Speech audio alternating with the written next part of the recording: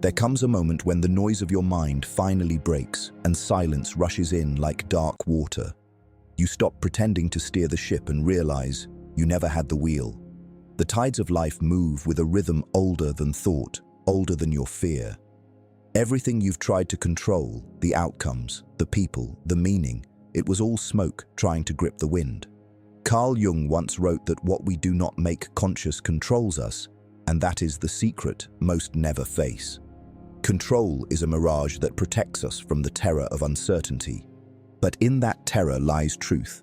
When you release the obsession to fix, to force, to dictate, you begin to see that chaos has its own intelligence. The unknown is not your enemy. It's the doorway into the self. You start to feel something ancient rising within, a calm beyond hope or despair. This is the threshold between who you were and who you are meant to become. Breathe and let it take you. Say it aloud, feel it in your chest, and comment it below. I release what was never mine. Number 2. The shadow's lesson. The shadow is not your darkness. It is your truth sealed away by fear. It is every impulse you buried to appear good, every anger you denied to stay loved, every wild instinct you silenced so the world would not tremble. But it still lives, deep in the cave beneath your consciousness, whispering through your dreams, waiting for you to turn inward and listen. Carl Jung said, "One does not become enlightened by imagining figures of light, but by making the darkness conscious." That means your healing will not be soft. It will burn. It will unmake the false image you built to survive. The shadow is your guide, not your curse. It drags you into the underworld to show you what you lost when you tried to be acceptable. When you finally look into its eyes without judgment, you will see your strength staring back. The fire that once terrified you becomes the light that frees you. Most people spend their lives fleeing their own reflection, running from their monsters while secretly feeding them. But you are here to turn around, to descend, to face what others cannot. And when you emerge, you will not be pure, you will be whole. The shadow does not destroy the light, it gives it shape. Without contrast, there is no self. Without night, no dawn. Embrace the darkness within you as a teacher, not a threat. In its silence, you'll find wisdom that no comfort could ever give. The shadow is not here to punish you, it's here to prepare you. Comment below if you understand this truth. I walk with my darkness, not against it. Number 3. The death of control. There comes a point where your desperate grip begins to ache and you realize control was never power. It was fear wearing a mask. Every plan, every certainty, every illusion of safety begins to crumble, and something inside you starts to whisper, "Let go." But letting go feels like dying, doesn't it? That's because it is. The ego, the fragile structure built from expectations and imagined authority, cannot survive true surrender. It collapses the moment you stop feeding it. Jung knew this death well. He called it transformation through descent, the alchemy of the soul. To detach from what you can't control, you must first witness its burial. Watch the tower fall, feel the dust rise, see the fragments of what you thought you were dissolve into silence. Beneath that silence, something eternal stirs. The self, vast and impersonal, the observer of all things.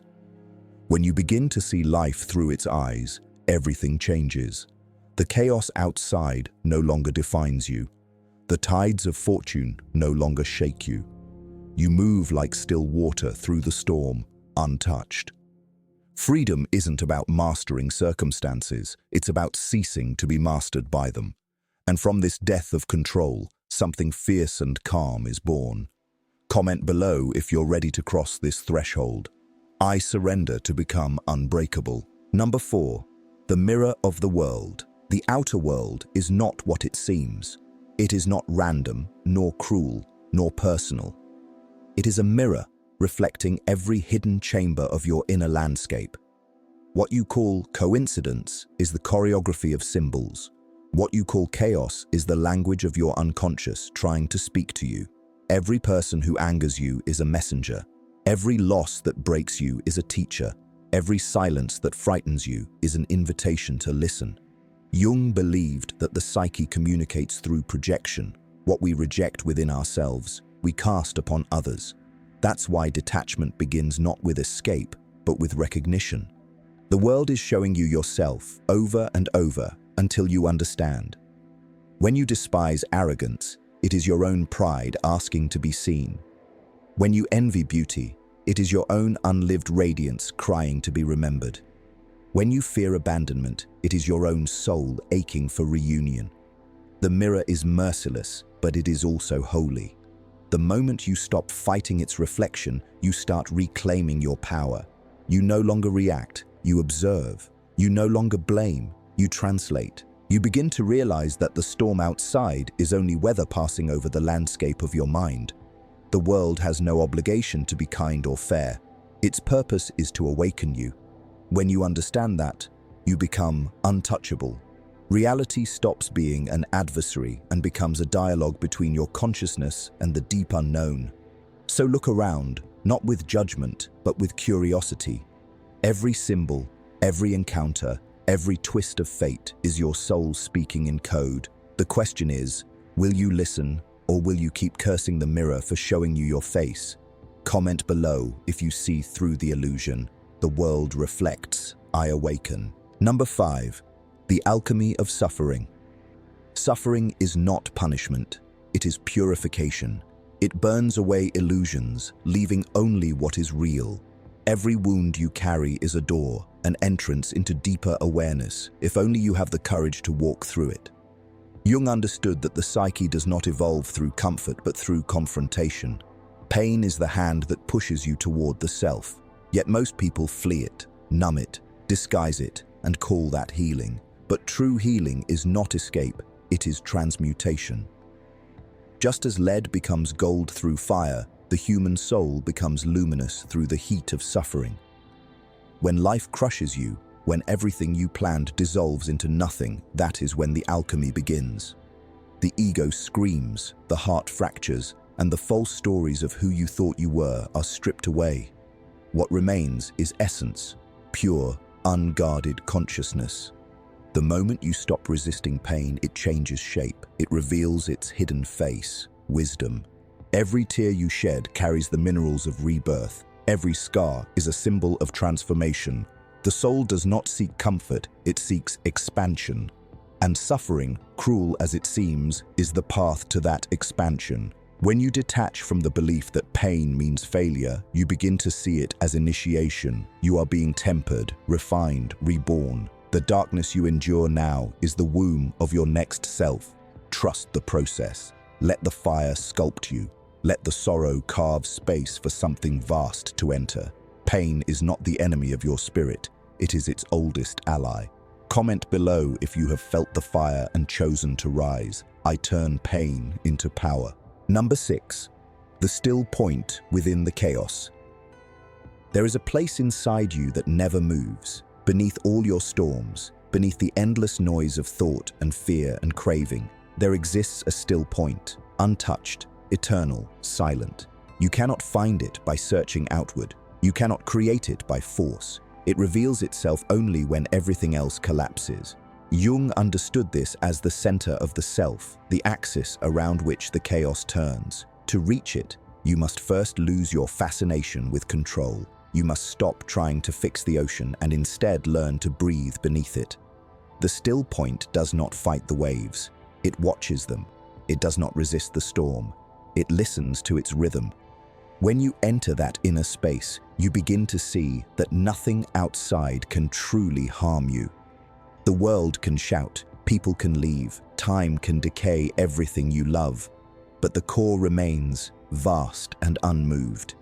It is the eye of the hurricane, the silent witness that endures while all else shifts. That stillness is not indifference, it is awareness freed from fear. When you live from that space, life stops being a battlefield and becomes a dance of symbols and passing seasons. You realize that peace was never something to find. It was what remained when all illusions of control dissolved.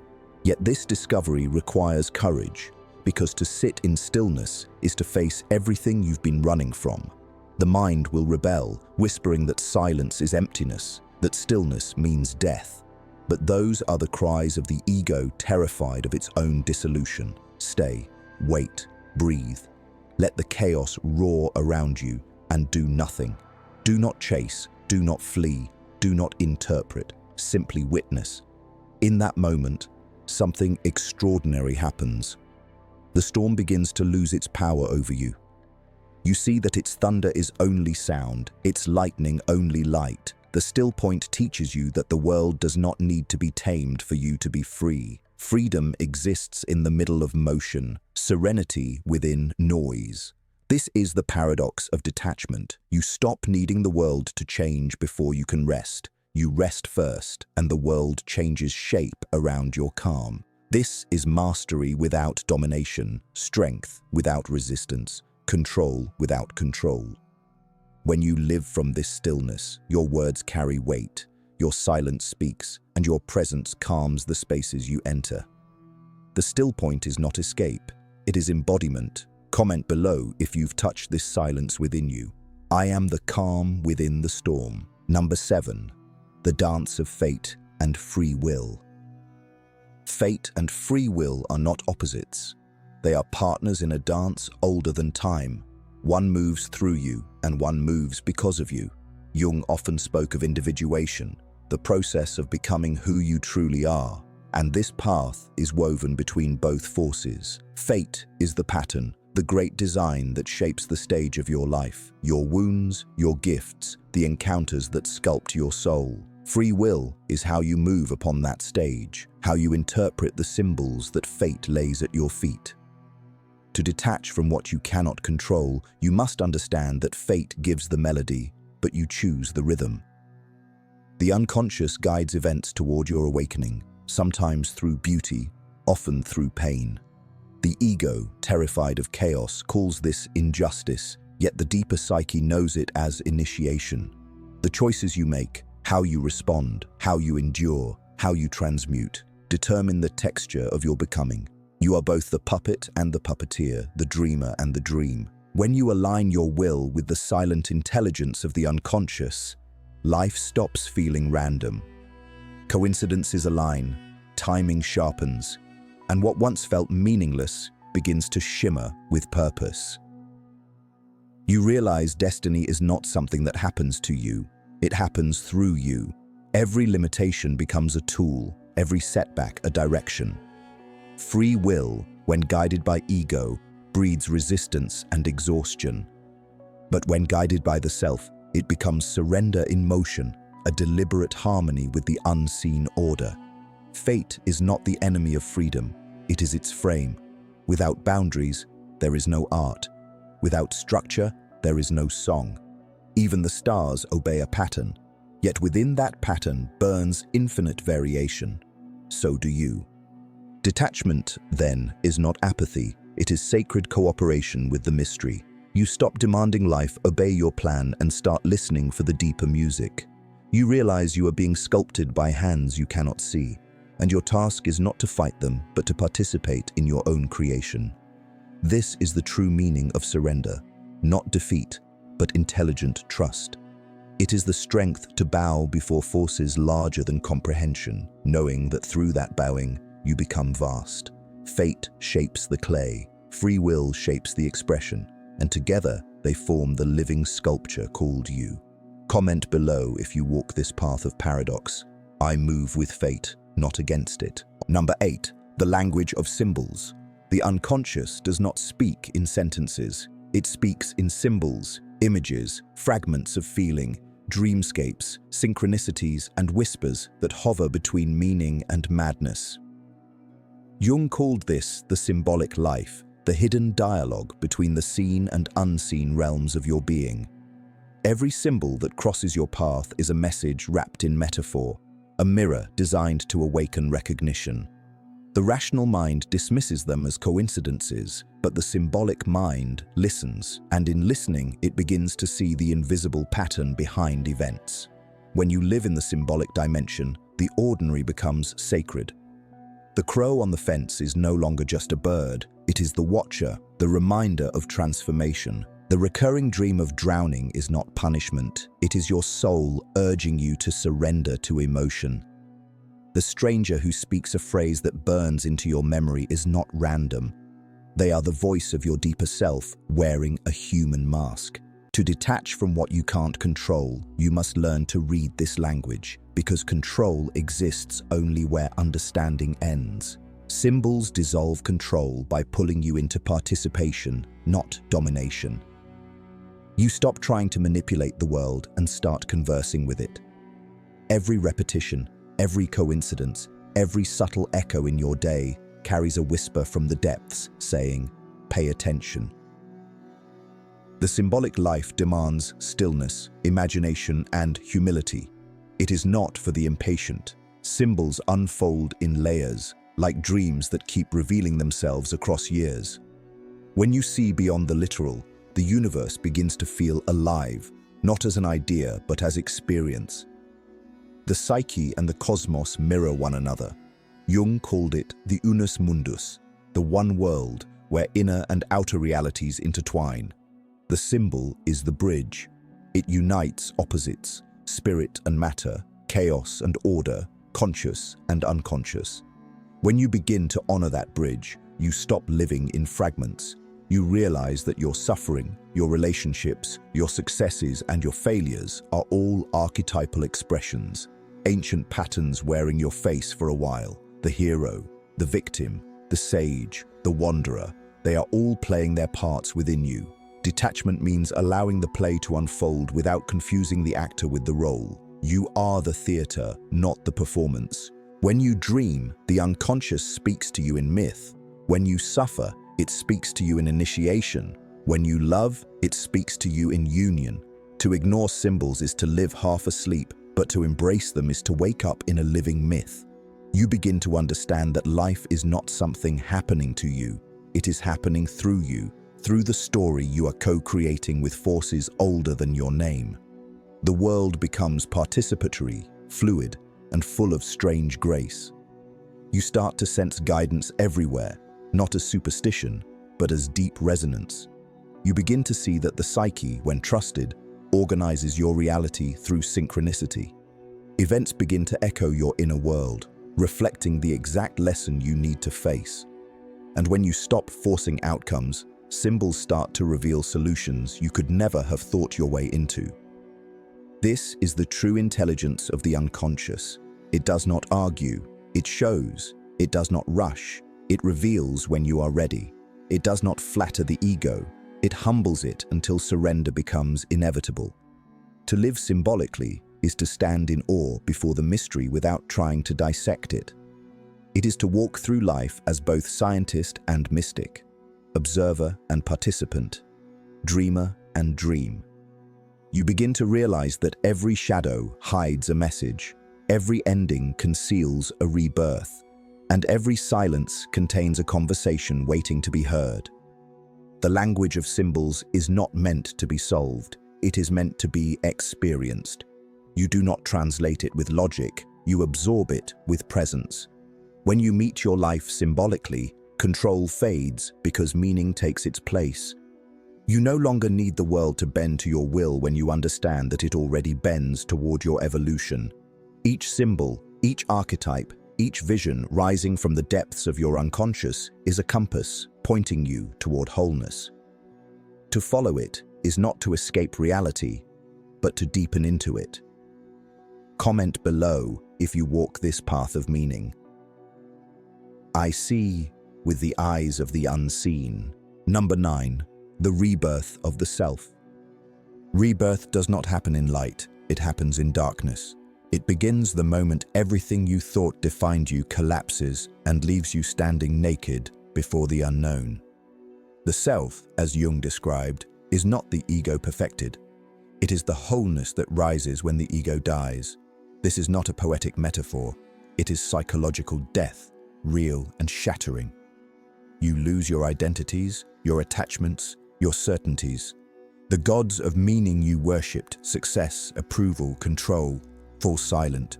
You descend into the underworld of your own psyche, where every shadow you avoided now surrounds you. It feels endless, But this is where transformation begins. Just as the seed must rot before it grows, the false self must disintegrate before truth emerges. You cannot be reborn while clinging to who you were. You must be dismantled piece by piece until all that remains is awareness itself. This is the initiation few survive intact because it strips away the illusions that comforted you. You discover that nothing external, no relationship, no achievement, no ideology can save you from yourself. The rebirth of the self is solitary, sacred, and mercilessly honest. It does not ask what you want. It reveals what you are. In this space of dissolution, you begin to sense something ancient stirring beneath the ruin, a quiet intelligence that has been waiting all along. The self is not something you create. It is something that remembers itself through you. It is the union of opposites, the synthesis of shadow and light, chaos and form, human and divine. When you stop resisting your fragmentation, it rearranges you into coherence. The self is not born through striving, but through surrender. You do not climb toward it, you fall into it. And in that fall, the fragments of your past, the grief, the rage, the longing, reassemble as wisdom. You begin to see that every wound was a portal, every loss a refinement, every fear a doorway. This is psychological alchemy at its purest, turning the lead of suffering into the gold of consciousness. When the self rises, it does not replace the ego, it integrates it. The ego becomes a servant of something greater, no longer the tyrant demanding control, but the steward expressing the deeper will of the psyche. You no longer seek validation from the world because you carry your own authority within. You speak less, but your words strike deeper. You act with precision, but without attachment. You become paradoxical, soft and unyielding, detached, yet passionately alive. This is the rebirth Jung called individuation, the realization that you are not a fragment of the world, but the world realizing itself through a fragment called you. To be reborn is to see life not as a battlefield to conquer, but as a mystery to inhabit fully. As you rise from your own ashes, the past no longer haunts you. It serves you. You carry it like sacred fire, warm but no longer burning. You stop asking, "Why me?" and begin asking, "What is this revealing?" You see that every ending was preparation for a new consciousness. The pain that once defined you now becomes fuel for creation, compassion, and clarity. You are no longer controlled by fear because you've met fear and found it hollow. You are no longer enslaved by desire because you've tasted the stillness that exists beyond it. The rebirth of the self does not make you perfect. It makes you real. You stop performing healing and begin embodying truth. And that truth is vast, impersonal, eternal. The self is not a destination. It is a continual becoming. Each moment you surrender to what is, the self breathes through you. Each time you let go of control, the self expands. You are both the wave and the ocean, the actor and the stage, the dream and the dreamer. To live from this awareness is to walk through the world like a flame that cannot be extinguished. Your presence alone becomes medicine. You realize that detachment is not withdrawal from life, but deeper participation without possession. You can hold everything, love, loss, joy, chaos, without needing any of it to last. You are reborn not into perfection, but into presence. Comment below if you have felt this inner resurrection. I die to awaken. Number 10. The art of letting go. Letting go is not weakness. It is the highest form of power, the silent mastery of one who has seen the impermanence of all things and chooses peace over possession. Everything you cling to, your beliefs, your relationships, your reputation, your fears, is borrowed from time, and time always collects its debt. Jung understood this as the movement toward individuation, where the soul learns to detach not by rejecting the world, but by ceasing to mistake the temporary for the eternal. To let go is to return what was never yours, to trust that life continues to shape itself without your interference. The river does not hold on to its water, and yet it never runs dry. You are that river. When you stop grasping, you begin to flow. But most people resist this truth because control feels like safety, even when it suffocates them. They hold so tightly that they bleed, mistaking attachment for love and obsession for purpose. Yet real love allows things to be free. Real strength lets the tower fall and watches the dust dance in sunlight without mourning the bricks. Letting go is not about indifference, it's about sacred trust in the deeper rhythm of existence. The art of letting go begins with awareness. Noticing the tension in your chest every time you try to force something to stay the same. It begins with compassion for your own fear, the small voice inside that believes nothing good will return if it is released. But what if letting go is not loss? It's space. Space for the new, the unknown, the vast. The psyche cannot evolve when it is crowded with clinging. When you release your grip, the unconscious begins to breathe through you again, guiding you through symbols, intuition, and coincidence. Detachment does not mean abandonment. It means alignment with the movement of life itself. It means becoming fluid like air, carrying no weight that was never meant to be yours. The oak must shed its leaves to survive winter. The serpent must shed its skin to grow. You too must shed your certainties to find your truth. To master the art of letting go, you must trust in endings. You must see closure not as failure, but as transformation. What dies in your life clears the soil for new life to root. Every departure is also a return to presence, to simplicity, to the center within you that never leaves. The self remains untouched by loss. It watches the seasons of your life unfold like a timeless witness. From that stillness, you begin to realize that nothing real can ever be taken from you because what is real cannot die. You stop chasing and start receiving.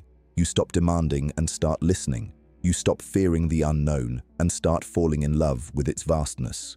Letting go becomes your prayer, your offering to existence.